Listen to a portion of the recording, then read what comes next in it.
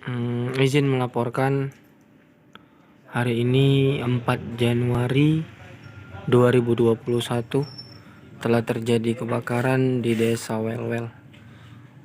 Tepatnya hanya satu unit rumah dan menghabiskan seluruh isi yang ada di dalam rumah.